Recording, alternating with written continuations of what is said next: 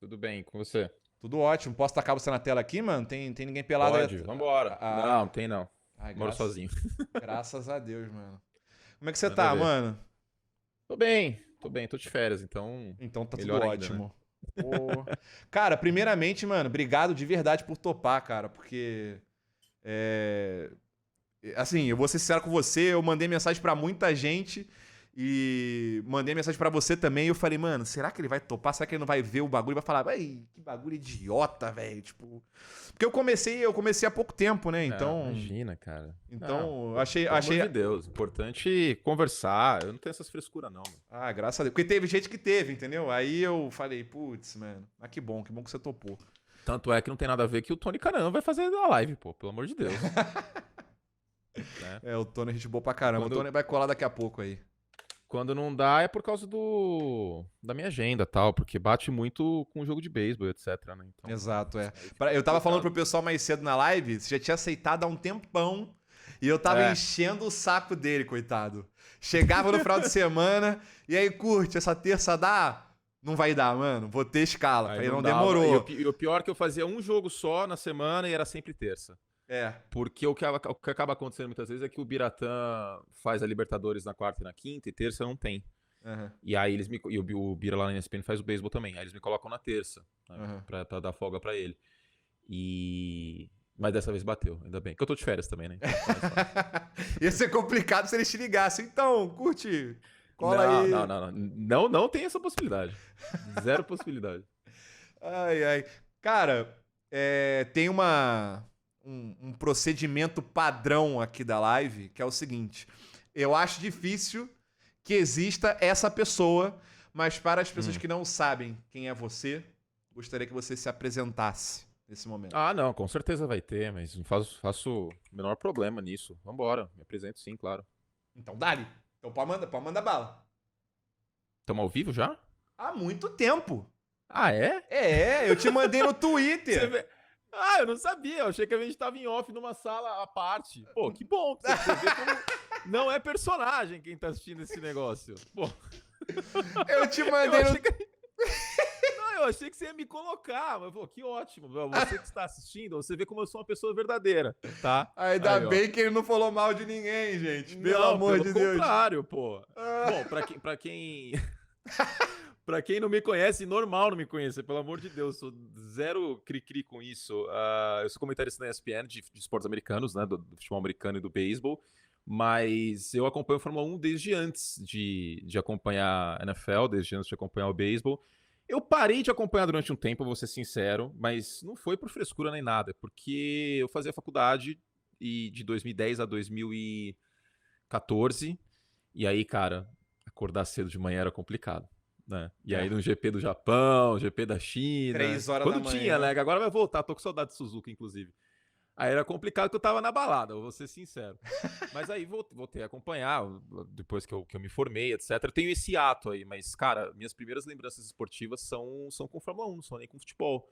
E, e aí, uns 2 anos atrás, eu falei, pô, quer saber, cara? Porque, assim, encaixa muito, né, os calendários. Sim. A Fórmula 1 começa em março, agora tá terminando cada vez mais tarde, né? Porque a Liberty Media tá querendo espremer a laranja até não poder mais. É.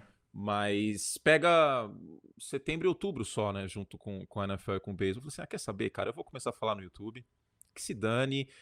Sabia que ia desagradar muita gente. Tipo, quem é esse cara que tá, tipo... Por que ele tá falando disso, sabe? Quem é ele pra falar disso? Aí eu falei, Aham. quer saber? Eu vou falar e... Se eu falar besteira, tudo bem, mas eu usei o mesmo método que eu uso pra analisar os esportes americanos, NFL, o beisebol, porque no fundo são pessoas, né, cara? A gente não Sim. pode esquecer isso, não são robôs, né? Às vezes eles parecem robôs, mas são pessoas. Eu acho que o aspecto humano na Fórmula 1 é muito legal, né? E a Fórmula 1 tem o piloto em relação ao carro na Fórmula 1, lembra muito no futebol americano o quarterback em relação ao time, né? Essa questão de um piloto bom consegue tirar muito de um carro ruim, mas não consegue ser campeão. Sim. Né? É quase impossível, né? Às vezes acontece um milagre, uma corrida aqui e acolá, mas não consegue ser campeão. E o contrário também acontece, né? Quando é um piloto mais ou menos, ou um piloto ruim num carro muito bom, fica muito escancarado isso. No futebol americano acontece isso também. Às vezes um quarterback é o líder do time, a bola tá sempre na mão dele toda jogada, acaba empacando um time. Então, tem suas semelhanças, né? Tem suas semelhanças, porque a Fórmula 1, o que me apaixona nela, e não no automobilismo como um todo, é que ela é o esporte individual mais coletivo que existe, né, Isso, cara? Vídeo que exatamente. aconteceu domingo. Pode falar palavrão aqui? Claro, à vontade. A cagada que a Ferrari fez. Ih, cagada tá leve ainda. Eu achei que você ia Tá mandar leve. um. Tá leve, né? Eu, Tá leve. eu achei que você ia Mas, mandar uma porrada aqui agora. cara, eu fiquei transtornado. Eu fiquei meio paralisado, assim, tipo, muito tempo. Aí depois, minha namorada mandou uma mensagem. Falou, o que aconteceu com a Ferrari? Eu falei, os italianos fizeram merda. A Ferrari foi Ferrari naquele momento. Ficou barulho. Cara, se eu fosse o Leclerc na segunda parada, eu teria saído do carro, ido até a garagem, teria dado um soco em alguém e voltado. Porque a corrida já teria sido perdida de qualquer forma, né? A hora Sim. que ele entra no pit lane, ele sabe que ele perdeu a corrida. Aí que tá. Por isso que ele tá desesperado gritando no ar. Tem uma cena, Daria tempo. quando tem a bandeira vermelha do Mick, tem um momento na transmissão que pegam ele saindo do carro, saca? E ali a corrida estava perdida pra ele, né? Tava perdida. E o pessoal... Teve uma pessoa que comentou isso no meu chat. Eu só percebi depois que eu li esse comentário e depois eu vi que foi uma reação até que comum. Que quando pegam ele saindo do carro, tirando a balaclava e os fones e tal, o pessoal falou, irmão, ele tá parecendo o Schumacher indo pra cima do Coulter em Spa. Ele vai dar porrada em alguém, mano. Ele tá indo no box dar porrada em alguém, mano. Porque foi uma vibe muito parecida. Ele veio tirando tudo, saindo do carro, falou, mano, ele vai socar alguém, velho. Mal sabíamos que o domingo estava apenas começando em Monte Carlo, hein? Exato. Exatamente. Nossa senhora, isso aí... Edificante, essa Isso pauta é aí. edificante. Ela é edificante, ela vai mudar o campeonato, com certeza absoluta.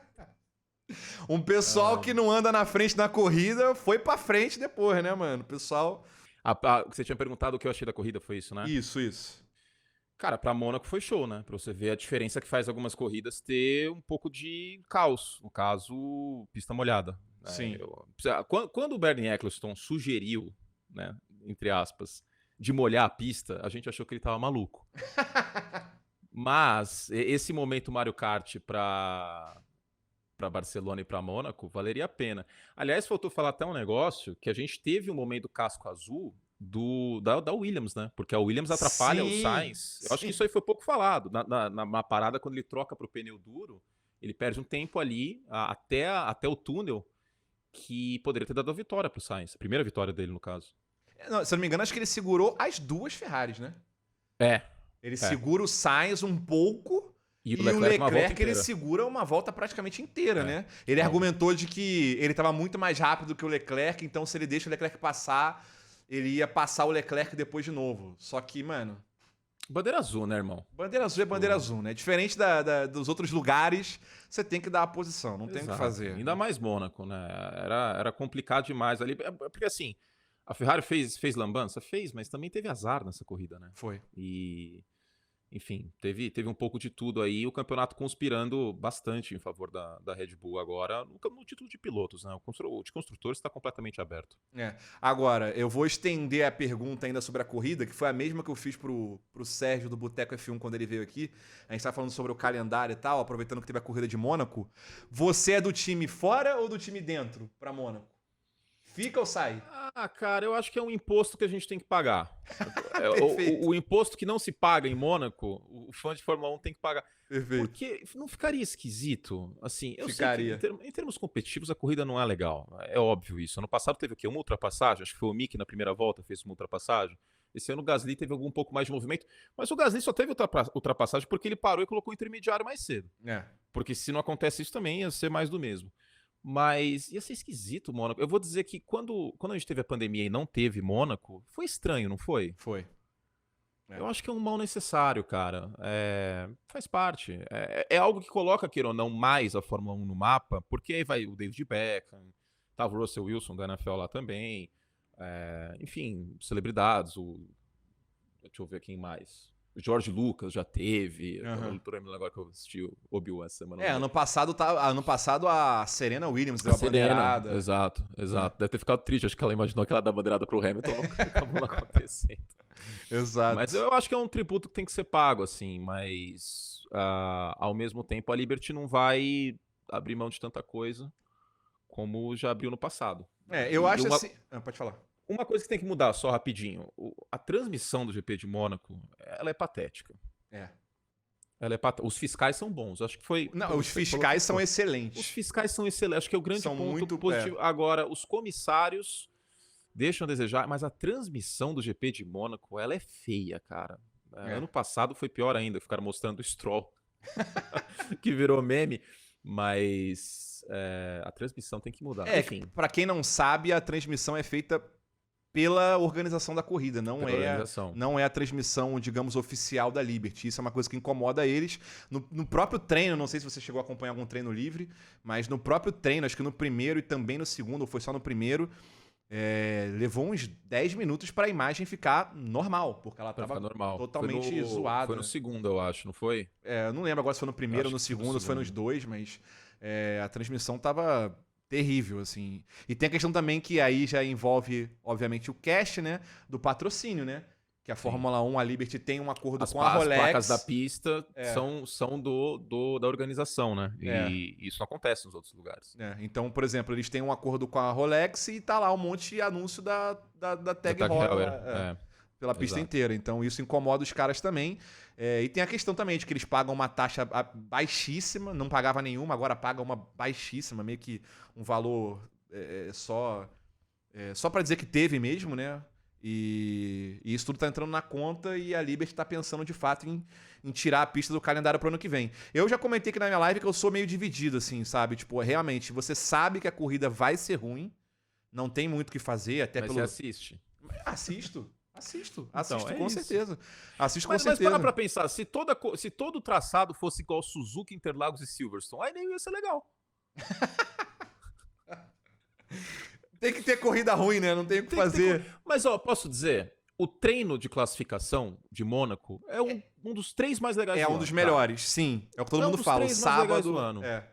O sábado é o que compensa o domingo. Exato, menos quando o pessoal dá uma bandeira vermelha no final e termina naquele anticlímax, mas... 2 vezes seguidas, né? 2 vezes seguidas, né? Mas enfim. Mas o treino eu acho muito legal. E eu gosto desse elemento de bateu, acabou, sabe? Uhum.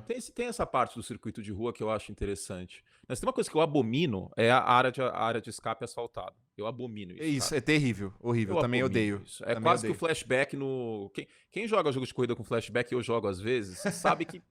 Cara, é uma muleta que não é legal. E a gente viu, inclusive, em alguns momentos no campeonato, isso... Eu não vou dizer decidir o campeonato, mas... Por exemplo, na Arábia Saudita no passado, se não tivesse aquela área de escape de asfalto, o Hamilton teria metido o louco como meteu naquela disputa de posição com o Verstappen? Não teria.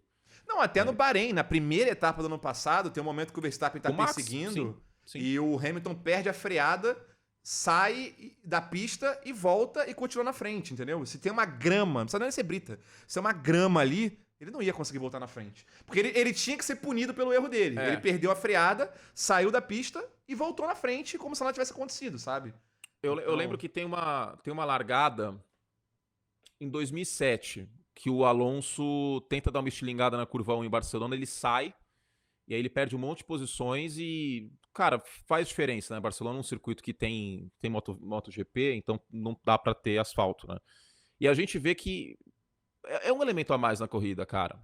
É um elemento a mais. Eu acho que tem que ser punida essa agressividade a mais para o piloto também calcular, pensar se vale a pena dar aquele louco, aquele kamikaze na curva e etc. Inclusive, você citou esse momento do Alonso. Essa narração do Alonso, a narração do Galvão nessa manobra é muito boa, né?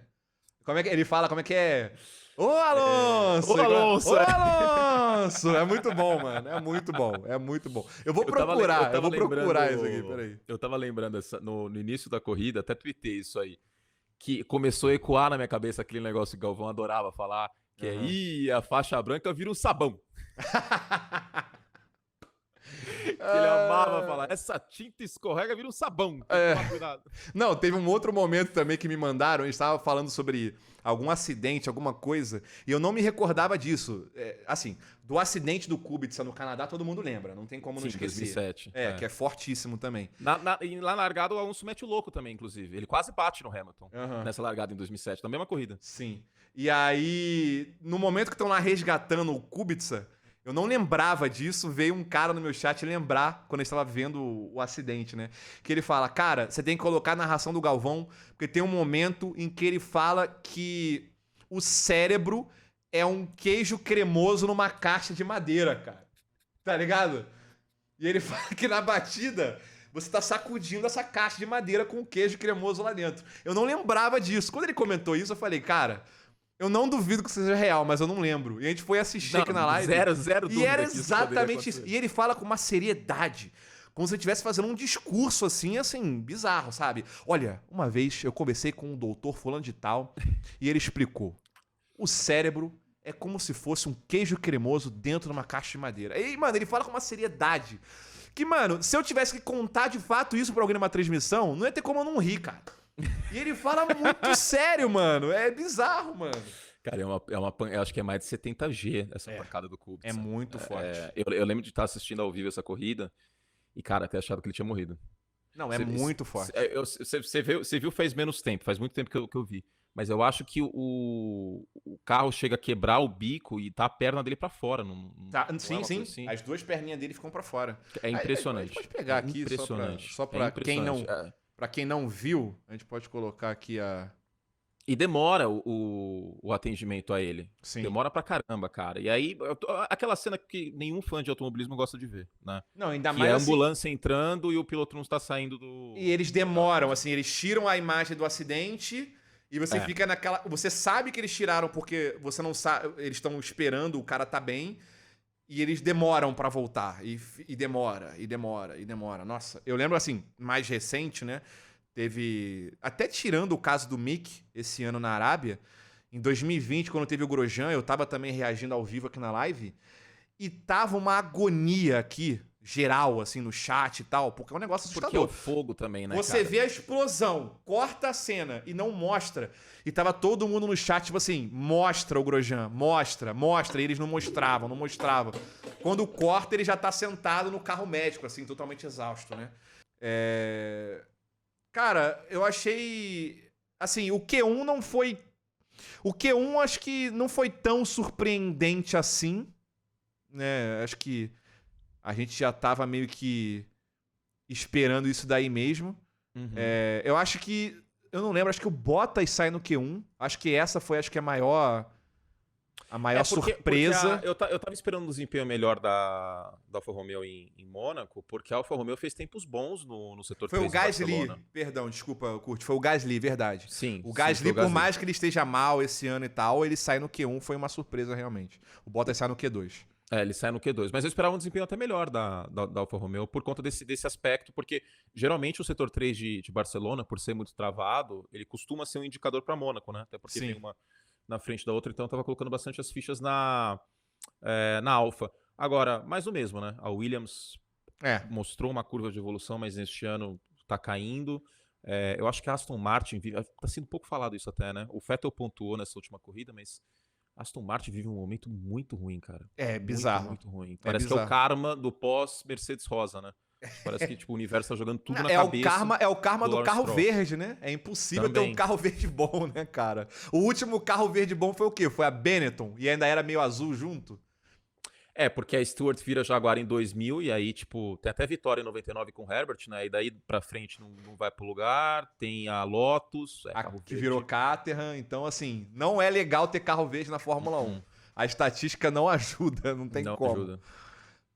Aí aqui o Ricardo conseguiu passar pro Q2. Cara, eu achei que isso aí ia dar ruim, hein? Eu também achei, mano. No final ele conseguiu se safar. O Stroll acabou ficando pra trás. O Stroll fica no Q1 e o Gasly também, né? Acho que a surpresa é o Gasly pelo talento dele. O Gasly, exato. Esse ano ele não vem bem, o Tsunoda vem na frente dele. Eu acho que essa corrida dele talvez tenha sido a melhor dele no ano. Um respiro, né? Ele ter feito as ultrapassagens e tal. Queira ou não, você ter ultrapassagem em Mônaco é um mini troféu, né? Então eu acho que isso dá um respiro, pode dar uma moral boa pra ele aí, embora tenha acontecido o que aconteceu na Red Bull agora, né? Essa renovação do Pérez pra 2024 é um soco no estômago do Gasly. Eu não sei o que vai acontecer. Então, eu tenho comentado sobre isso há muito tempo aqui na live também com o pessoal, quando a gente fala sobre esse assunto, que Na minha opinião, o Gasly, ele precisa fazer a mesma coisa que o Sainz fez. Ele precisa pular fora desse ciclo, dessa eu vou te bolha dizer até pra onde. da Red Bull. Fala pra ver se a gente pensa igual. McLaren. Perfeito. McLaren. É isso. Eu falei a mesma coisa. E eu vou dizer até mais uma coisa. Até comentaram hoje no meu vídeo do domingo do Vencedores e Perdedores. O Ricardo já venceu o Mônaco, certo? Uhum. Irmão, Le Mans e Indianápolis tá te esperando, velho. É, exato. Tem uma tríplice coroa na história. Vai lá, velho. Pô, o Ricardo tem condições de ganhar a Le Mans. A McLaren tem equipe na Indy, pô. Já aproveita que tem mais zona de contrato, faz a troca. Então, manda o Pato pra cá, manda o Ricardo pra lá. Entre nós, assim, eu sei que o Ricardo é um cara puta carisma, etc, tal. Eu também queria que a coisa andasse. Mas na Renault, né, tava melhorando, aí ele decidiu pra McLaren. Na McLaren ele toma baile do Lando. Né? Tem vezes que o Lando vai pro Q3 e ele fica no Q1. Isso aconteceu algumas vezes. O que o Ricardo tem mais pra provar? Porque campeão ele não vai ser. Não vai. Ele não vai ser mais campeão. Isso aí não vai assim, a ideia dele de sair da Red Bull... Teve um cara que comentou comigo, assim, quando eu falei semana passada, que você até mandou uma mensagem também, comentando sobre essa questão do Ricardo. Teve um cara que mandou pra mim assim, pô, o erro dele foi ter saído da Renault. Porque realmente a Alpine vem numa crescente do que era a Renault. Eu vou além. O erro dele foi ter saído da Red Bull. Mas aí, sabe qual a questão? O contraste com o Max vai ficar muito grande. Então, mas aí a gente entra naquela coisa naquele debate eterno. Você prefere estar numa equipe de ponta que briga por vitórias, tendo um companheiro de equipe muito forte, ou você querer ser o cara de uma equipe mediana que não briga por nada? É aquele debate eterno. Eu acho que ele apostou que a Renault fosse, por ser uma equipe de fábrica, eu acho que esse foi o grande ponto. A Renault ser uma equipe de fábrica, ter um motor próprio. Ele apostou todas as fichas que o negócio ia subir. E não subiu o que ele achou que fosse subir. Entendeu? Ele colocou as fichas na Renault achando que o negócio ia melhorar muito e não tinha tanta perspectiva assim. Foi um movimento que eu achei muito arriscado. Também um movimento que eu achei que ele fugiu do Verstappen. A verdade com certeza.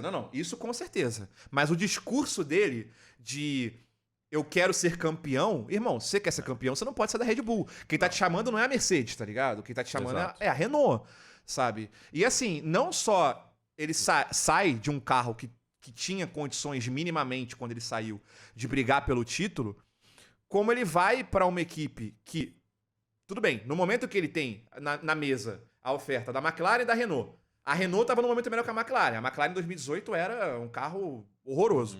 Ele escolhe pra Renault. E aí entra uma outra questão também, que é a seguinte, o timing do Ricardo é péssimo. É péssimo, porque ele vai pra Renault e quem melhora é a McLaren. E aí ele vê que a McLaren tá muito melhor do que a Renault, que virou Alpine, e ele fala, agora eu vou. E ele vai pra McLaren e ele entra num carro que ainda, na minha opinião, é melhor do que o da Renault, da Alpine, mas que ele não se encontra com o carro. Então, assim... Eu acho que é diferente da situação, por exemplo, quando o Hamilton saiu da McLaren pra Mercedes. Porque havia a perspectiva da mudança do regulamento. Sim. Não dava pra imaginar que a Mercedes ia ter a dominância que ela teve na era híbrida. Mas havia essa perspectiva. Eu não sei se isso por si, tipo, não é possível que ele virou pras pessoas e ninguém falou, ó, eu estou indo pra Renault pra ser campeão. Todo mundo virou e falou assim. A gente não tá em 2006.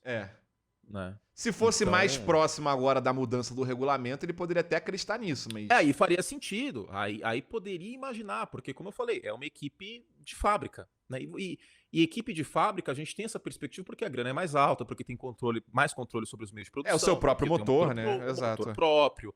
Se você desenvolve um motor muito pica em relação aos outros, cara, pode ser que você estoure, que você arrebente, que foi o que aconteceu com a Mercedes. Né? Durante a era híbrida, o motor Mercedes era o melhor. Então, sei lá, cara, eu acho que é triste isso, porque é um cara muito carisma, né? Sim. E ele tem muitos fãs, né? E como foi um protagonista do Drive to Survive, isso é um fato. Muita gente que começou a assistir a Fórmula 1 ou voltou a assistir por conta do Drive to Survive, cara, é ferrenho ao Daniel Ricciardo. Mas toda vez que tem algum problema, ou é o carro, ou a equipe atrapalhou. É a estratégia, não sei o quê. É aquilo que você disse no Twitter, o Lando doente, quase morrendo, teve um desempenho melhor que o Ricardo, então, sei lá, cara, a sorte dele foi a vitória no passado. Foi. Se não tivesse tido essa vitória no passado, a batata tava muito mais assada, mas muito mais assada. E o que eu vejo acontecer. E outra sorte que ele teve foi o Pato Ward não vencer em Indianápolis. Porque se o Pato Ward vence em Indianápolis, nossa, mas ia ser uma encheção de saco, assim, maior do que já tá sendo. Vamos lá, entre nós. Vamos supor que o Zac Brown chega e fala assim, ó, Daniel, valeu aí e tal, volta lá pros canguru, vai correr Monte Panorama, não vai rolar mais. Pra onde ele vai na Fórmula 1? Não tem. Não tem. Não tem. Não tem. Não tem, Não porque a tem, Alpine vai seguir com o Ocon ou Alonso ou Piastri. Ou Piastri, exato. A Alfa vai seguir com Bottas e com Zhou, é óbvio. Sim. Vai pra Williams? Ou ele vai pra um lugar do Latifi, que é um carro muito pior, Ou pra Aston. ou pra Aston. Pra Williams, aposenta, mas... então, pra Williams tem duas questões aí. Tem uma, o De Vries fez um treino muito bom na Espanha, e Sim. pelo relacionamento tá deles com a Mercedes. Ele tá na fila faz muito tempo e tem um relacionamento com a Mercedes, é verdade. Isso aí pode pesar. A Mercedes também tá saindo da Fórmula E, que é onde o De Vries corre. Uhum. Então isso também tudo entra na brincadeira. E teve uma... assim, eu não vou dizer que é boato, porque eu odeio ficar comentando boato, mas existe uma história de Tem que falar que nem o Galvão, Rádio Paddock. Verdade. Instituição Galvão Bueno, gente. Mas quando eu abro o YouTube pra ver nos 90 com ele, porque é impecável. Mas o Paddock andou conversando aí e existe uma história de que a Mercedes estaria disposta a dispensar uma das equipes clientes por questão de custo, para manter muitas equipes.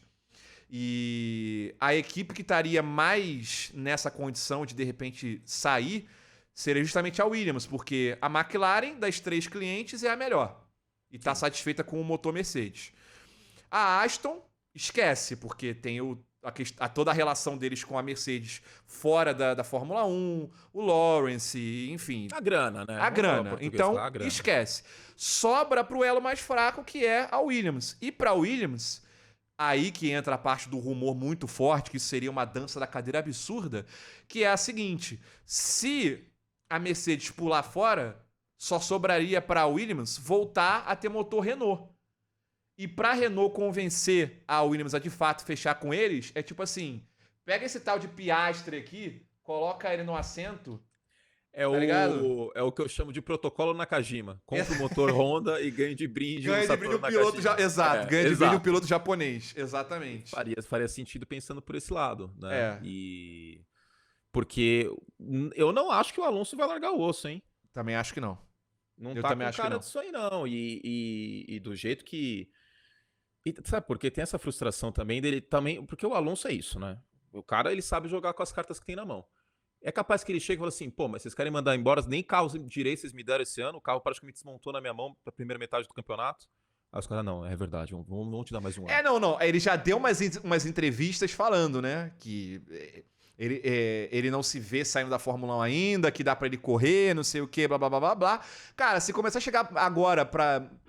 Summer Break agora, e ele sentir que não vai dar, ele vai começar a mandar umas entrevistas dessa com certeza. Com certeza. É a cara do Alonso fazer isso. O carro desse ano não tá ruim, quebrei tal dia, no outro motor deu problema, no outro bateram em mim, não sei o quê. Ele vai começar a jogar na cara da mídia o fato do carro dele ter dado tanto problema, porque... Até porque você reparou que essa papagaiada de Elplan acabou, né? Não se fala mais. Sim. Que Elplan. Virou o ano, acabou. Agora ele quer ficar esquentando o assento. E eu não sei qual que é a do Alonso nesse momento também, pra ser muito sincero, porque foi feio o Mônaco pra ele, né? Eu sei que cara, foi feio. Parecia que ele era um safety car. Que agora a Aston Martin tem um safety car, a Mercedes tem um safety car, a Renault colocou um safety car em Mônaco também. Eu tinha visto uma imagem no Instagram que ele tava segurando um pelotão, assim, de uma maneira bizarra. Praticamente eram 2 categorias diferentes, tá ligado? Da corrida. Totalmente. Então, também não sei muito qual é a do Alonso, pra ser sincero. O Alonso, a carreira dele é muito louca, né?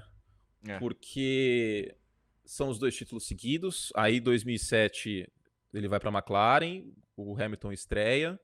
Aí tem todo aquele... Aliás, a temporada de 2007 é uma temporada subestimada, cara. Que temporada foda que foi 2007. Foi. Eu acho que o fato do Raikkonen ter vencido, e ser um cara um pouco frio, vamos dizer assim, as pessoas falam menos dessa temporada. Talvez se o Alonso tivesse vencido aquele ano, ter sido tricampeão, ou o Hamilton ter sido campeão no track, que nunca aconteceu, talvez fosse mais falado. Mas aquele ano foi um shit show total, né? Porque teve o Spygate, aí o Alonso ameaçou, quer contar tudo pra FIA. Aí o Ron Dennis foi lá e falou assim: não, peraí, então eu vou falar com os caras. Aí a McLaren perdeu os pontos. Enfim, aí depois ele sai. Aí depois 2012 acontece. Aí ele vai pra McLaren. Aí o motor de GP2. Aí ele sai. Aí ele vai pra Indy. Aí ele não ganha. Aí ele volta. Aí ele usa o capacete de 2006. A carreira do Alonso é uma coisa muito louca, cara. Ele também é um muito cara louca. que o timing também não ajudou também, né? Os piores timings. É porque não é um cara de É. grupo, né? Tipo, É. a verdade. Tá longe de ser. No Não é um entanto, cara de grupo. no entanto que quando a Renault, a Alpine no caso, traz ele de volta, eu tinha certeza absoluta que ele ia acabar com o Ocon, mano. Ele ia Acabar psicologicamente ou de resultado? Exato. Não, de resultado eu não digo nem que tanto, porque, na verdade, eu esperava que ele fosse até pior do que ele foi ano passado. Pela questão de estar voltando, 2 anos fora. Tá muito tranquilo isso aí, né? Então, e aí eu falei assim, pô, ele voltou bem de resultado, de performance, e eu achei que ele ia acabar, assim, mentalmente falando, com o Ocon. E ele foi team play pra caramba, ajudou o Ocon pra caramba na Hungria. Vitória na Hungria. É Entendeu? E depois, gentilmente, no Qatar, pediu pro Ocon devolver o favor e tal. Então, assim, eu achei que de verdade, quando anunciaram o Alonso de volta, eu falei, ixi, o Ocon tá ferrado. Ainda mais o Ocon, que também aqui na live a gente sabe, a gente zoa também. O Ocon que tem um pouco de parafuso solto também. Lá na Arábia Saudita ele brigou. Quando ele brigou forte com o Alonso na Arábia Saudita, eu falei, agora ferrou. O Alonso, agora que o pau vai comer. Agora que o pau vai comer, vai dor no muro, o Alonso vai falar um monte do cara na... Porque é assim que acontece, né? Com o Alonso tá tudo bem, lindo, maravilhoso, se abraça, aí tem um incidente de corrida pra virar, tipo, Chernobyl o negócio. Eu imagino que fosse acontecer isso também. Exato. Mas tá muito tranquila essa situação. Sabe o que eu acho que só vai estourar essa bomba aí se ficar muito escancarado no campeonato de pilotos o Ocon e o Alonso. Mas, tipo, muito escancarado. Porque a verdade é que, tirando o Hamilton em 2007, eu acho que o Ocon tá sendo o único companheiro de equipe que está realmente dando trabalho pro Alonso. Se você pegar lá atrás, Tarso Marques, Minardi, depois Renault, Trulli, enfim... Eu acho que teria que puxar, mas eu acho que... puxar, mas eu arrisco eu também acho, Pelo menos nesse momento, né? No início do campeonato até agora. Eu acho que... Muito por conta das quebras, né? Sem passar pano nem nada, mas as quebras sim. Foram um fator. O cara trocar 4 motores em 8 etapas praticamente Exato. É completamente fora da curva. Bom, mas enfim, seguindo aqui, eliminados as duas Williams, o Gasly, o Stroll e o Guan Yu Zhou, que... segue indo aí, fazendo o seu. Não acho que vai sair, não, até porque trouxe muito dinheiro. Não, a questão financeira pesa muito, cara. Pesa. A questão. É como se a gente estivesse nos anos 80 e sei lá, velho.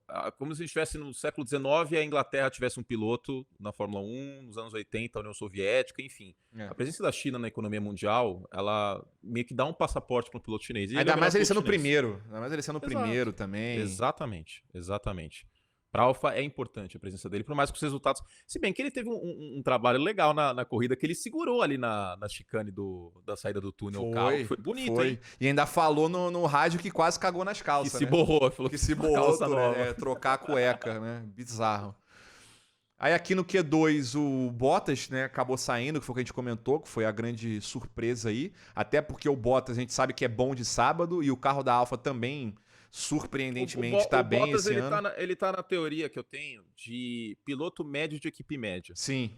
Ele excede expectativas. O problema é quando o cara vai pra uma equipe grande. Exato. Porque aí você tem que levar o carro até o limite do limite do limite. E aí o cara não leva. E a gente levantou... A gente não, se eu falar a gente, parece que eu tô falando pelo chat inteiro. Mas teve um mod meu que comentou sobre isso e eu também tava pensando a mesma coisa... que esse ano tá começando a me fazer pensar de que talvez o Sainz esteja caminhando para esse barco também. Não, eu falei exatamente isso. A corrida de Mônaco, tudo bem, foi diferente.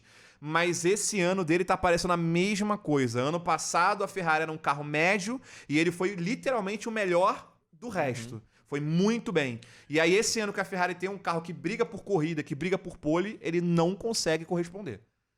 Porque uma coisa é você ter um carro médio e a sua obrigação é chegar em quarto lugar. É. Outra, completamente diferente, é você estar brigando por pódio com o Max, você tá brigando por pole com o Leclerc. A barra fica mais alta. E aí, quando a barra fica mais alta, sua margem para erro é menor e, às vezes, para tirar aquele décimo, você erra mais. Eu não tô nem falando da Espanha, que foi aquela situação do vento e tal.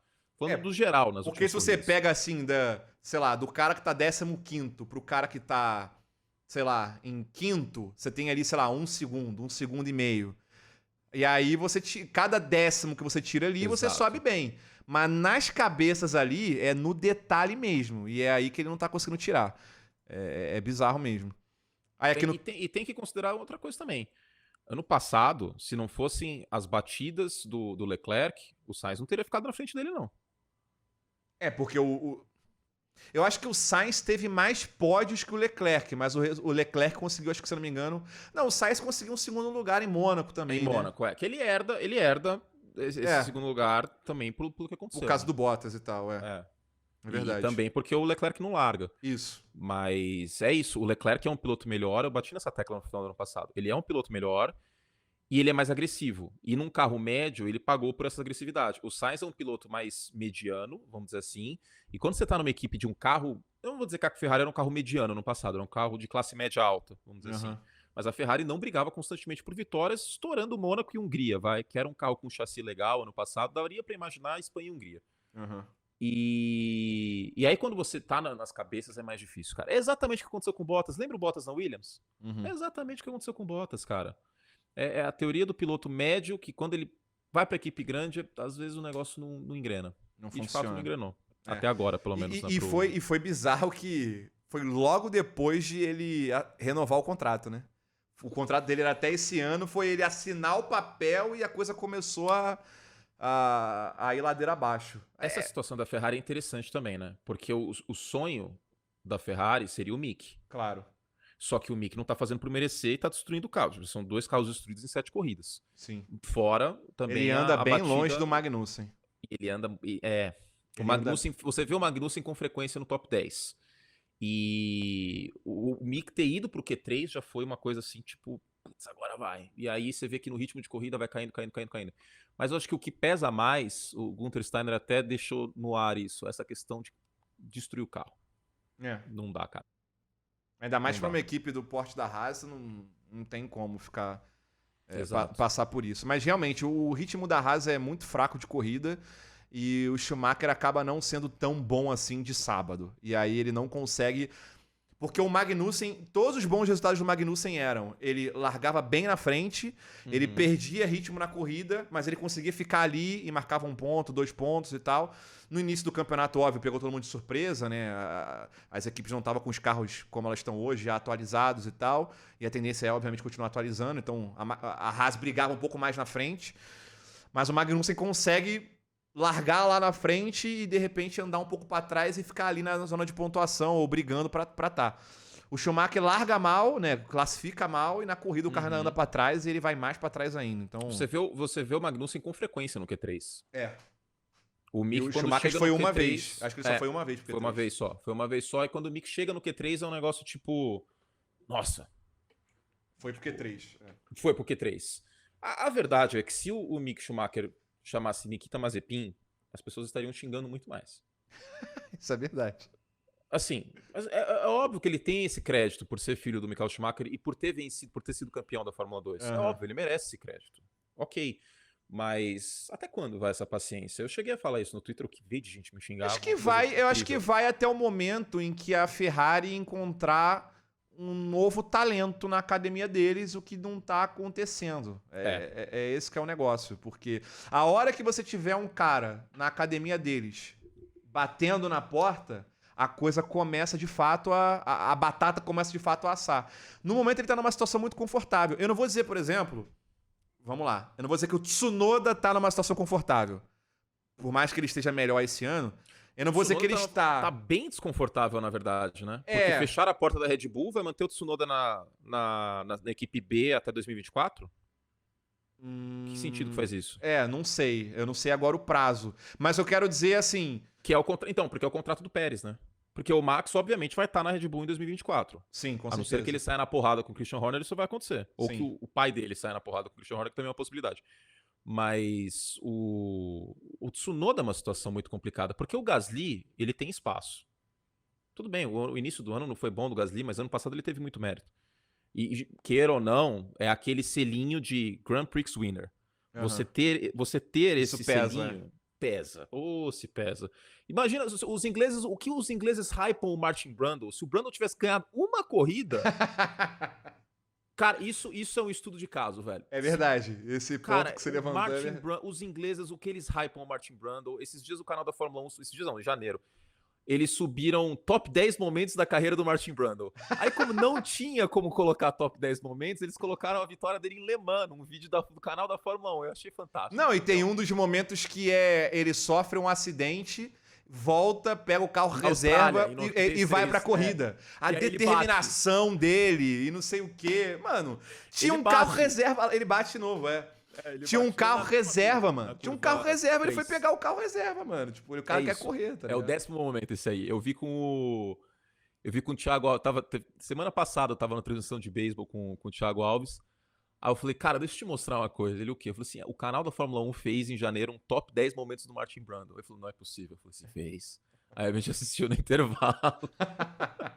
Vamos pro Q3 aqui agora. E no Q3 eu achei, por um breve momento, de que a pole do Leclerc estava ameaçada. Até que, de repente, ele, mano, simplesmente decidiu que ia trabalhar. Porque... Parafraseando o Galvão, nem Deus tirava essa pole do Leclerc, cara. Com o carro da Ferrari nesse ano, a pole... Porque ano passado, o carro da Ferrari, como eu falei, era um carro com um chassi bonitinho e tal. Para circuitos de baixa, Hungria e Mônaco, tinha esse sonho, essa possibilidade. Uhum. E veio a pole, né? Ano passado, aconteceu o que aconteceu, ele bateu e tal. Mas esse ano dava para colocar as fichas que o Leclerc ia fazer a pole em Mônaco. Agora, a gente nunca vai saber o que teria acontecido por conta do finalzinho do Q3, né? Exato, exatamente. Eu não acho, assim, aí obviamente achismo, né? Eu não acho que alguém tiraria a pole do Leclerc, porque ele próprio, quando tem a bandeira vermelha, ele tava baixando mais o tempo. Ele tava baixando mais, né? De uma forma talvez até, entre aspas, desnecessária, mas ele tava forçando mais, ele tava baixando mais ainda. O que eu achei esquisito foi o Pérez rodar ali. Exato, ele dá o pé muito cedo. Eu acho, exato. E roda. Que o carro não estava tracionado, mas é uma curva de muita baixa. Sim. Muita baixa velocidade. Sim. Não costumam errar ali. Exato. E... o Leclerc tá baixando o tempo. O Leclerc tá baixando o tempo. O setor 1 foi mais baixo. Sim. Aí acho que agora vai mostrar o... o Leclerc vai passar, porque o Leclerc tá na frente do Pérez, né? Ele vai passar para seguir a volta dele. Quando chegar o Pérez aqui, olha lá, já corta a cena com o Pérez aqui, ó. Opa! Então, mas olha que curioso. Ele roda... Por isso que eu acho que não é a tração. Eu acho que é o pneu, talvez. Aí vem o Sainz. Porque ele roda na tomada da curva. Ele não roda na saída da curva. De, tipo, pisar no acelerador mais que deveria. Aí o Max já tá putaço ali. Porque... mais uma vez, né? Mais uma vez impediram ele de tentar a pole no final do quali em Mônaco. Quando eu vi bandeira vermelha, eu me deu um frio na espinha. Eu falei, puta, o que o Leclerc fez agora? Porque como ele tava baixando o tempo, ele tava em volta rápida, eu falei, pronto, deu merda, né? Alguma coisa aconteceu. E aí, faltava... Isso aí que eu achei engraçado. Isso aqui foi bizarro. E não explicaram. Eu não sei se ele só perdeu a freada aqui, sei lá o que foi. Do nada. Então, pra você ver, colocaram a culpa no Pérez, mas provavelmente ia ter bandeira amarela, dupla bandeira amarela, bandeira vermelha de algum jeito, porque o Alonso não ia conseguir sair dali. Sim. E ó, o Pérez roda... Vai ter um onboard dele daqui a pouco. Antes da tomada. E aí o Sainz roda porque quer evitar a batida, né? Ó. Ah lá, isso não é tração. Isso não é que ele... Na minha opinião, ele não tava acelerando mais do que deveria. Isso aí eu acho que é pneu, cara, porque assim, você no caso não vai ter o áudio, porque eu não tenho como passar o áudio por aqui. Mas se eu não me engano, dá pra ouvir que ele chega a pisar no acelerador na hora. Deixa eu só tentar ouvir aqui. Não, ele não pisa. Né? Não. Eu acho que isso aí é pneu frio. Sei lá, tava baixa a temperatura. Freio não é. Eu acho freio que não é. Deve ter sido pneu frio mesmo. Pneu. Deve ter sido pneu frio mesmo. Mas aí dá essa merda aí e acaba o treino, né? Foi um anticlímax. E aí o Sainz que já bate sozinho, imagina quando tem motivo, né? Ainda vem aqui... Olha lá, coitado. Toma. O Alonso, eu acho que ele perde a freada. Ele perde a freada e... Alguma coisa assim. Claramente ele perde a freada. E aí Você aqui vê é que engraçado que aparece Fórmula 2 aqui embaixo, ó. Simplesmente bugou. Você vê. já tá na Fórmula 2 já. Enfim. Deixa eu trocar aqui agora. Cara, eu fiquei com a impressão, ô Kurt, que os caras estavam realmente com medo de fazer a corrida na chuva, mano. Cara, eu não consigo entender o que tá acontecendo. Porque Sinceramente. assim, eu acho que. Tudo bem. Já- Eu acho que foi o Croft que falou, ou foi o Brandon, não sei. Mas eles falaram o seguinte: não, eu concordo porque se tivéssemos corridas nessas condições, a gente teria uma bandeira vermelha de qualquer forma. Mas eu acho que dava pra correr. Vamos ver o que vai acontecer, sabe? Tipo. na hora eu tuitei. Era uma situação diferente de Spa. Em Spa, o helicóptero não levantava voo. Sim. Sim. Assim, teve um momento que realmente não faria sentido largar. Que foi Aham. quando tinha uma enxurrada na Anthony Noakes. Que é a Aqui. última curva Nessa aqui, ó. cena que dá pra ver que tem muita exato. água, exatamente. Tem uma enxurrada. Aí realmente não tem como. Sim. Por mais que seja um dos pontos mais baixos do circuito, não tem como largar. Aí tudo bem. Aham. Mas duas coisas que eu estranhei. A demora. Tanto é que deu o quê? Nem 10 voltas, o Gasly já tava colocando pneu intermediário. A demora Sim. pra largar. E por que cacetadas o safety car não tava na pista fazendo trilho? Também. Porque em Spa isso aconteceu. Sim. Isso eu não entendi. Especialmente isso eu não entendi. E outra, Agora- antes da condição chegar nesse ponto, já dava pra ter largado. Então, Já assim, dava pra ter eu largado. esperava que eles iam largar e se ficasse nesse nível, porque tá muito ruim. Exato. Mas eles esperaram piorar pra ver que não, para confirmar pra gente que não ia dar. E depois demoraram muito pra te fazer. Tive uma hora que já não tinha mais chuva, a pista já tava, tipo, de boa, digamos assim. E levou mais uns 20 minutos pra de fato começar. Então, cara, esse é um tipo de coisa que. Pô, Eu entendo e eu concordo com o argumento da segurança. Em Spa realmente não tinha condições. Sempre. Mas eu acho que passou sempre. um pouco do ponto, porque chegou o momento que o pneu faixa azul, ele virou a grande samambaia da Fórmula 1. Exatamente. Qual que é o sentido de você ter o pneu azul se na hora que é pra ele ser usado, não vai ter corrida? A gente já viu condições piores do que essa, e eu não tô falando de 1984, 1996. Eu tô falando de Malásia, eu tô falando de Nürburgring, a gente falou da temporada de 2007, Aham. e no Nürburgring a gente teve uma situação de água pior, e a curva 1 de Nürburgring é complicado quando chove, porque é uma descida, né? Aham. E teve largada, e na Alemanha outras vezes também. Eu acho que passou um pouco do ponto, assim, sabe? Eu entendo o argumento da segurança, mas chegou ao ponto do pneu faixa azul não servir de paçoca nenhuma. Então já coloca no regulamento que só larga se der pra usar o pneu faixa verde. Se for aquela situação do obrigatório faixa azul, como foi nessa largada, então espera, não larga, faz que nem oval. Se choveu, Entendeu? parou. Porque aí não fica subjetivo. Aí não fica um negócio de suspense que ninguém sabe se vai ter corrida ou não. Comentário aqui no chat. A Ju Serrazoli falou que deu problema nas luzes de bandeira da FIA e por isso demorou pra começar. Cara, O que é inaceitável também. também Né? é inaceitável, cara. Também é inaceitável. Bastante inaceitável. Né? E isso não ajuda, mas perfeito, entendo. Aqui o Latifi fazendo o que ele faz melhor também, o Stroll Isso aí também. foi maravilhoso, maravilhoso. Você viu a câmera on-board do Latifi Não vi. nessa batida? Dá uma olhada depois, eu vi Depois hoje eu vou cedo. ver. Ele não faz a tomada do hairpin, da Lois. Ele não faz. Ele, deixa pra fazer no último momento, aí ele bate, aí ele vira e fala no rádio. O carro não tá virando. O carro não virou. Irmão, você vai reclamar de sob-esterço quando você tá colado no guarda-rail? Tá de sacanagem, né? Esse é o nosso Nicolas Latifi, Pô, mano. Não tem ele jeito. ter metido essa aí do carro não virou, eu achei fantástico. Ele tá. Vê a câmera on-board, cara. Dele. Mas É ele maravilhoso. permanece não terminando em último. Isso é verdade, hein? Isso é verdade. E na Hungria, no passado, ficou na frente do Russell, hein? Exato. Vamos defender o Latifão aqui. Exato. Já O terminou, casco azul do Mario Kart. já terminou na frente de Ferrari, já terminou na frente de McLaren. Esse é o nosso Latifão, mano. Eu gosto de piloto pagante, cara. Eu tinha raiva, eu xingava. Quando ele não tira a vaga de um piloto que eu tô torcendo pra entrar, eu quero que ele traga o nosso entretenimento mesmo. Tá, tem essa, mas ele é o entretenimento. Ele é o entretenimento. Ano passado era o Mazepin, esse ano sobrou pra ele. O que ele deve ter descansado no passado até a Abu Dhabi. Você né? reparou que não se fala mais do Mazepin? Não. Eu nunca vi isso, cara. As pessoas simplesmente. Parece que foi um devaneio coletivo que esquecemos que existiu, assim, sabe? Sim. Parece que nunca existiu, né? Lembrando que tinha corrida que ele tomava 50 segundos no Mickey, hein? Exato. Teve 50 segundos. Teve uma corrida, acho que foi em Portugal. Foi em Portugal. Portugal, acho que ele tomou... 50 segundos, cara. 50 segundos segundos com o mesmo carro. A gente, ó, pra você que é fã do Ricardo, você pode usar esse argumento. Vocês falam aí do Ricardo tomando tempo do Lando, por que não falava do Mazepin tomando tempo também? Não pode falar disso, senão a gente vai lembrar do Lando dando volta no Ricardo no passado. Aí vai ser complicado também. Pô, o Lando chega a dar uma mãozinha. Pô, irmão, desculpa, hein? Desculpa. Pô, perdão.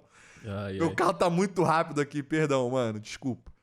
Aqui o Gasly trazendo um entretenimento pra galera. Uma ultrapassagem em Mônaco que não foi nos boxes. E na falta de uma, toma mais uma. Cara, mano. Essa aí foi muito fera, sabe por quê? Ele dá essa sambada... Bom, o Tony tá aqui, ele pode falar muito melhor que ele é piloto. Agora ele não tá, mas daqui a pouco na saída da Nova Chicane, ele dá essa sambada e você vê que o Ricardo, ele dá uma olhadinha pro retrovisor. O Jordan Palmer até analisou isso. Ele dá uma olhadinha pro retrovisor e é o suficiente pro Ricardo perder a concentração e tomar a ultrapassagem. O Gasly foi muito bem. Porque é isso, Mônaco, o que você pode fazer, que é uma coisa que o Mansell tenta desesperado em 92, é ficar sambando de um lado pro outro pra tentar tirar a concentração do piloto na frente. E ele fez isso e deu certo. O Russell deu uma ultrapassagem no próprio Norris e a transmissão não mostrou. Eu só fui ver depois quando postaram o vídeo, porque... A transmissão de Mônaco, que é aquilo que a gente tava falando, é horrorosa. Eu acho que ele deve ser filho de alguém, com certeza, cara. Deve ser sobrinho de alguém lá eu tenho meu sobrinho aqui que faz a transmissão, que ele tem uma empresa que, mano... Com certeza, exato. Não, o Graphic Design is my passion. Porque pra mim, sempre monegasco e francês é Pierre.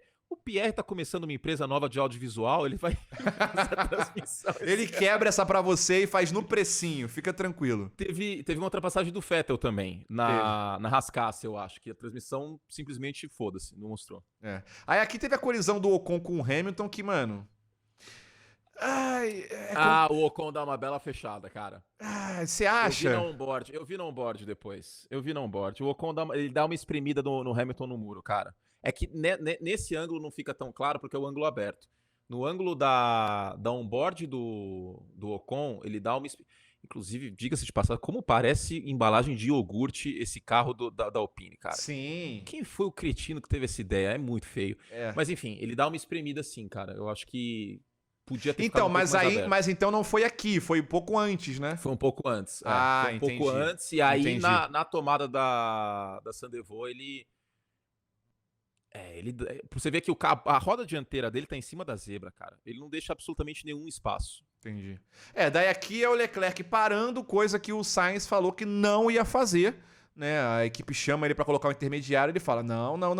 Eu fiz um vídeo hoje pros membros lá no YouTube, que é o seguinte, pro Leclerc ser campeão, na minha opinião, ele vai precisar se comportar como um campeão. E um campeão não pode simplesmente fechar os olhos e seguir o que a equipe fala no rádio o tempo inteiro. Especialmente se essa equipe é Ferrari. Exato. Tipo, a partir do momento... Eu entendo que a Ferrari fez cagada e o principal culpado aqui é o engenheiro, é a Ferrari em si, né? Foi uma sequência de lambanças, né? Primeiro ficou com o pneu faixa azul tempo demais, aí depois colocou faixa verde, aí depois parou de novo e colocou o pneu duro. Mas ele não pode fechar os olhos, cara. Ele tem que entender que ele agora tá disputando o título. E ele vai ter que ter um input mais forte lendo a pista. Porque se o Sainz leu a pista... E se você pegar a câmera on-board... Eu fiz isso também depois desse exercício. Se você pega a câmera on-board, você vê que tem muito trilho seco. O setor 3 tá quase seco, cara. Eu acho que faltou um pouco de malícia. Eu acho que a palavra é essa, malícia. Mas pode ser um aprendizado também, né? Tem que ver se ele vai de fato aprender aqui. Porque o que a equipe deixou nele na mão em outros momentos, e principalmente agora... em que o cara tava brigando pela vitória em casa e cair pra 4ª posição, é bizarro. Tem até uma estatística que tinham levantado que era de que é a primeira vez que uma equipe fecha a primeira fila em Mônaco e perde a corrida desde quem? Desde a própria Ferrari. A própria Ferrari foi a última equipe que fez isso em Mônaco, que fechou a primeira fila e perdeu a corrida, tá ligado? Então, tipo... É bizarro, mano. É uma sucessão, foi o que você falou, é uma sucessão de erros. É uma sucessão de cagadas. Absurdas, mano. Absurdas, tá ligado? O Sainz não ter ganhado a corrida foi esse azar do álbum segurar ele até o túnel. Muito provavelmente. Mas o Leclerc, pra mim, essa situação de parar 2 vezes, quando ele entrou no box... Não, e ele ele demora pra parar... O Sainz estava na parada ainda. Demoram pra parar ele. E aí, demoram pra parar... param na mesma volta que o Sainz, sendo que não ia dar tempo de fazer o double stack sem ele esperar. Ele perdeu 3 segundos nessa transição parada, entre as paradas. No pit lane, né? E 2 voltas depois param ele de novo pra colocar o slick. Ou seja, pô, é bizarro, né? Então, ele não deveria ter colocado o pneu verde, deveria ter feito a mesma coisa que o Sainz, ou colocado o pneu verde bem mais cedo. Eles demoraram pra reagir. Tipo, o Gasly já tava há um tempão muito tempo mostrando que o verde estava funcionando. Isso. E você vê que tem uma conversa também, eu tava vendo esse segmento do rádio do Ricardo com a McLaren. O rádio avisa, fala assim, olha, o Gasly colocou intermediário. E aí o Ricardo vira e fala assim, beleza, vai me avisando.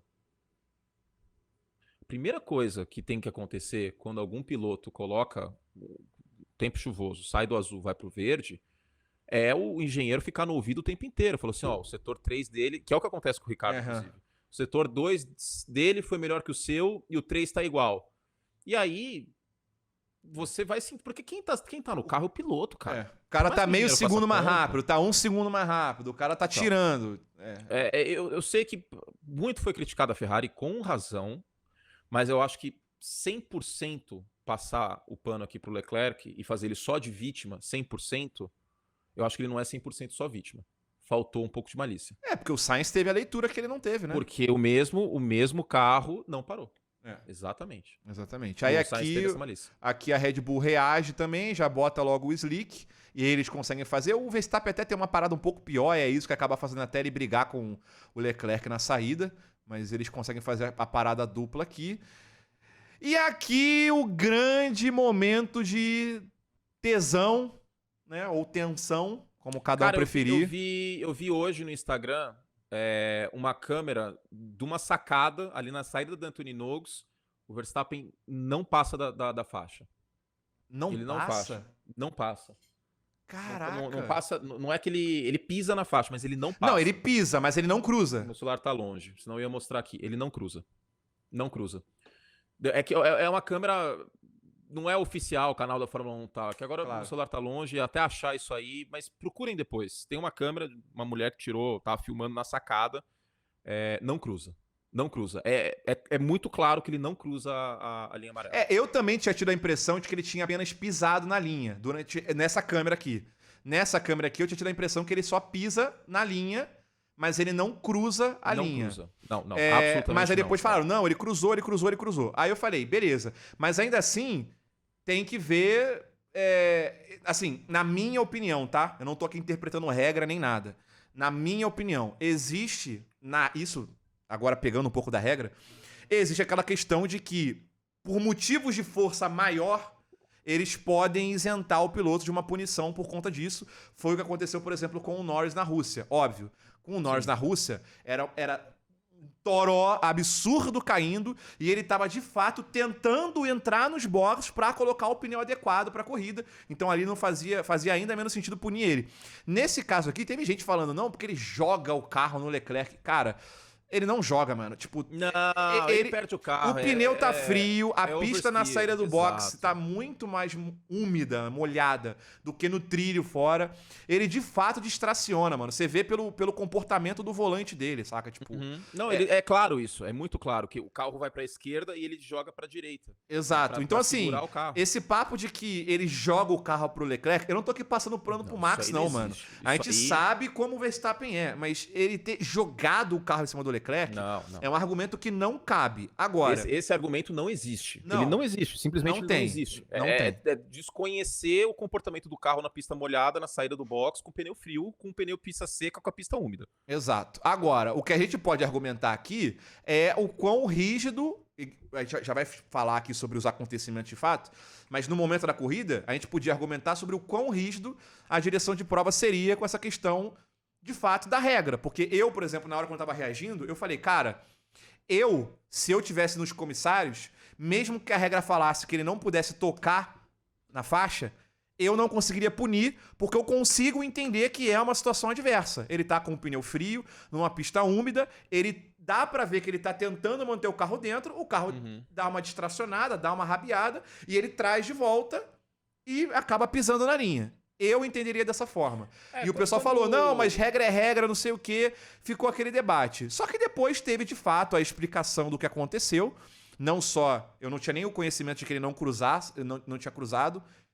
Mas Pra que mim, a regra pra Mônaco era outra. exato. O Também que de tem fato isso. aconteceu foi, pra quem não entendeu, a regra pra esse ano, pro campeonato, mudou. A regra diz, pra esse ano, a regra diz que você não pode cruzar a linha. Mudou. Justamente para evitar esses casos de pisar, não sei o que, eles falaram, você não pode cruzar a linha. Essa foi a mudança para esse ano. Na hora deles prepararem as notas da corrida, as anotações da corrida, para mandar para as equipes, o nosso digníssimo Eduardo Freitas deu um Ctrl+C, Ctrl+V nas anotações de Mônaco do ano passado, em que a regra ainda era outra.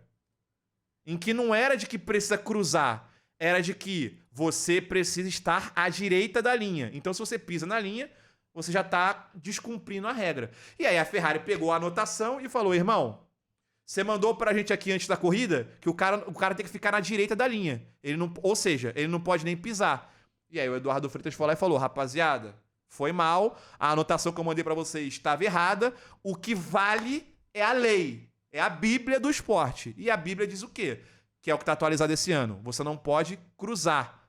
Ou seja, como o Verstappen não cruza, porque no entendimento deles, teria que cruzar o pneu inteiro, para eles de fato considerarem que cruzou. A verdade, vamos pensar, por que essa regra existe? Por dois motivos. Um, segurança. E dois, para o piloto não fazer uma tomada diferente e ter uma vantagem na tomada da curva, quando é uma saída assim. Ele não colocou o Leclerc em risco, porque ele não joga o carro para cima do Leclerc, ele distraciona. E ele não ganhou, ele não teve uma vantagem, ele não ganhou tempo. Não. Pelo contrário, ele perdeu o carro. Não. Então, parando para pensar dessa forma, de fato, eu acho que os comissários acertaram. E até porque o regulamento é esse neste ano. Se ele tivesse de fato na linha reta na saída, saindo ali e jogasse na frente do Leclerc, aí beleza, né? Mas no momento da saída do boxe mesmo, ele já tá na frente já e pronto. Mas enfim, e daí a corrida meio que... E se o campeonato for decidido por um ponto, hein? Putz, grila. Aí ferrou. Aí aqui o Sainz quase vai lá homenagear o pai dele mais uma vez. Nossa, ele segurou o carro forte aí, hein? Ele segurou forte aqui. Que é uma situação parecida com essa do Verstappen, né? Ele perde a traseira e tem que girar o volante pra tracionar de volta. Mano, isso aqui é bizarro. Essa cena aqui é... Lembrando que isso é a caixa de câmbio, tá? Teve gente que falou assim, o motor do carro desmontou. Não, é a caixa de câmbio. Mas, cara, eu não me lembro de uma batida nessa saída do S da piscina do carro desmontar assim. Bizarro. E no softwall, não né, lembro. Mano? E no softwall também. Bizarro. Aqui é relargada, a gente acabou, obviamente, não tendo... Né? Ninguém passando ninguém, virou, como você falou, virou o trenzinho mesmo, virou padrão. Virou desfile, Aí virou o Mônaco que a gente conhece. Virou o Mônaco que a gente conhece mesmo e, enfim... Foi assustador assim, no bom sentido, claro, né? Você vê os 4 primeiros realmente separados por, sei lá, menos de 2 segundos e ninguém conseguia passar ninguém, mano. Bizarro, realmente. É aquela velha questão também. Teve muita gente que... Houve essa discussão no Twitter ao longo da semana, porque a moda é essa que todo ano com o Grande Prêmio de Mônaco discute-se... isso aí foi o passarinho, eu achei que tinha sido erro. Você achou que foi o passarinho? Eu achei que foi coincidência, cara. Porque o passarinho ele passa muito rápido aqui. Eu não duvido que seja não, mas eu achei que foi meio que coincidência. Eu achei que foi o passarinho. No primeiro momento eu achei que tinha sido erro do Pérez, mas é muito simultâneo. Bom, enfim, a questão é a seguinte. Não é por si o traçado só. Claro que o traçado dificulta, mas é o tamanho do carro. Sim. Olha o tamanho do carro. É o maior carro da história da Fórmula 1. o Guan Yu Esse aí foi o momento que o pra gente aqui assistindo é bonito, mas ele se borrou todo lá, velho. Nossa.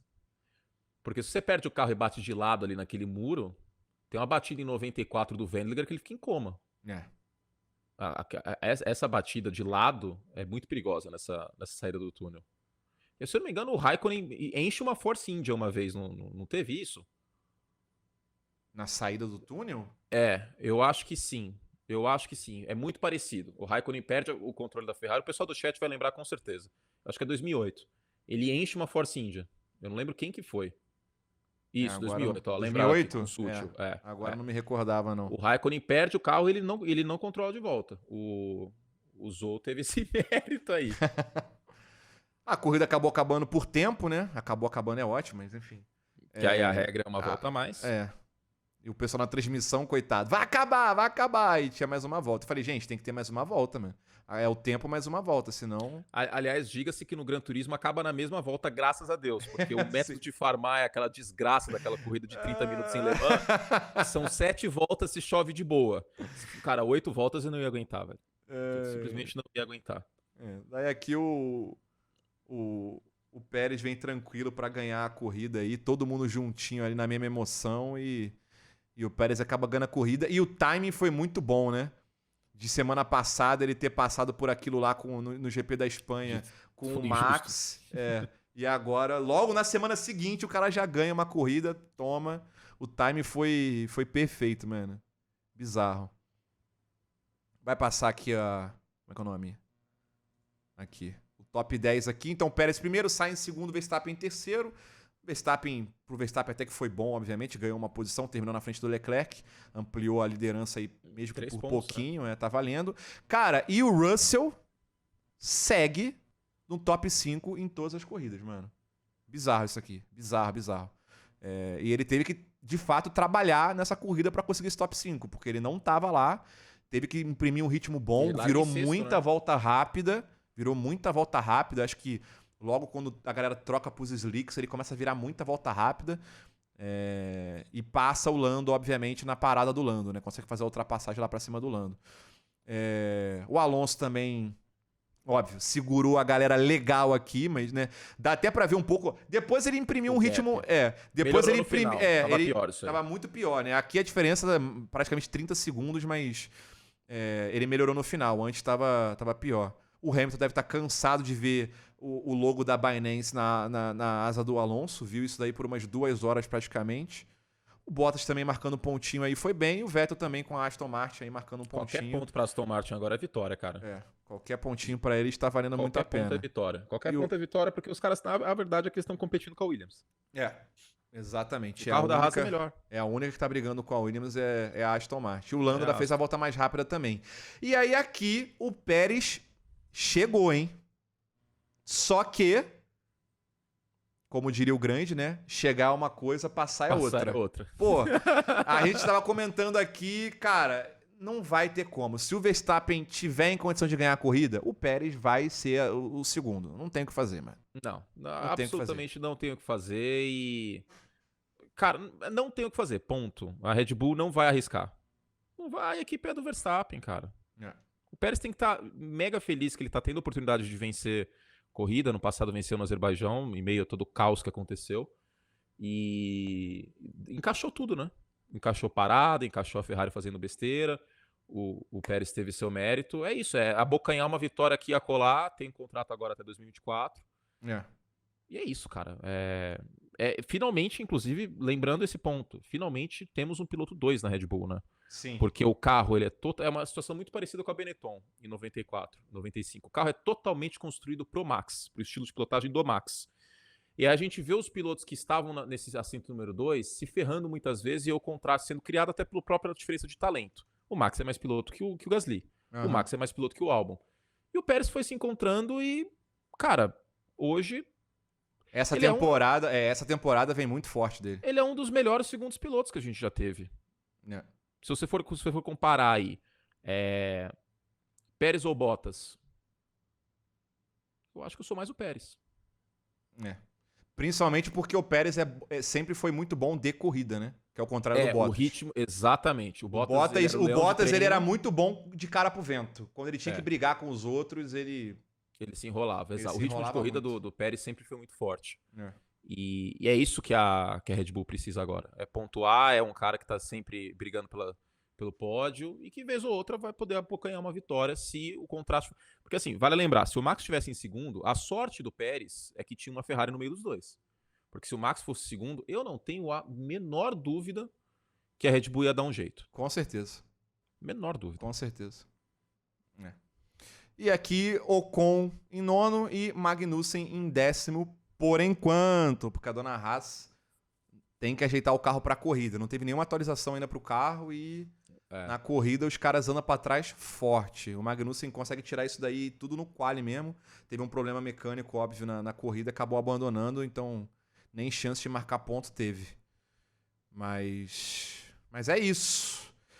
Próxima corrida, Baku, que é daquele jeito, né? Aquele caos que todo mundo sabe que vai ter. Pelo menos eu espero que tenha, como sempre. E uma estatística interessante que eu não sabia: nunca repetiu o vencedor em Baku. O que faz todo sentido, né? Exatamente. Pra ganhar em Baku, você tem que terminar a corrida, né? Nunca repetiu-se um vencedor em Baku, mano. Eu não fazia ideia disso. E uma outra estatística inútil, eu adoro estatísticas inúteis. O Rosberg, que correu uma vez em Baku, é o piloto que mais liderou voltas em Baku. 2016. Ele liderou as 51 voltas em 2016 e ele sozinho liderou mais voltas do que todo mundo que correu desde então até lá. É bizarro isso. É Baku, isto é Baku. Como eu chamo aqui em live, isto é Baku. Não tem como. Bizarro. É o poder de Baku, mano.